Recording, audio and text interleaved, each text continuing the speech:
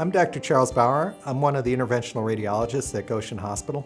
A lot of people develop a disease called benign prostatic hypertrophy, or BPH. As guys get older, the prostate gland can enlarge and can press on the urethra, which is the tube that carries urine out of the urinary bladder.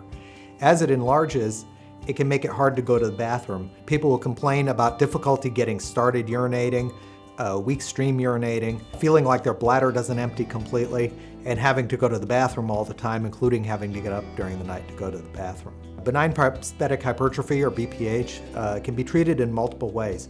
Usually the first line of treatment is medical therapy, and there are different medicines that can be used that can often improve these symptoms. If medical treatment doesn't work, then you start getting into more invasive treatments.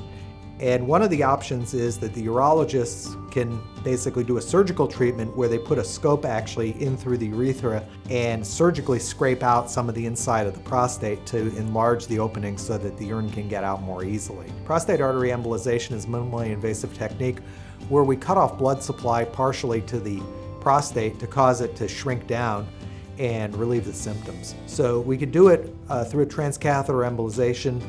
Typically we'll do it through the left wrist. Depending on the patient's vasculature, we may have to do it through the groin as well.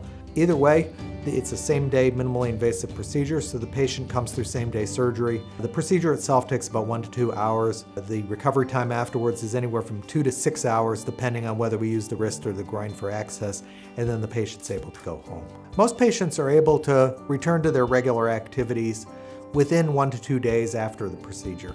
There are several different ways that patients come to us for this procedure. Sometimes patients will be referred either by their primary care physician or by a urologist that they've seen.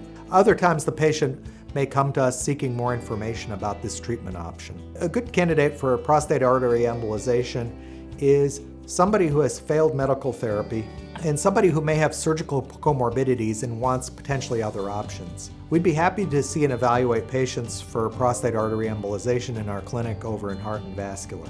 One of the things that's important to exclude, and we will make sure that the workup is appropriately done, is to exclude other sources such as prostate cancer. Generally, the patients benefit from a co-requisite urology consultation as well, and that way we can work collaboratively with the urologist and choose together with the patient what the best treatment option is.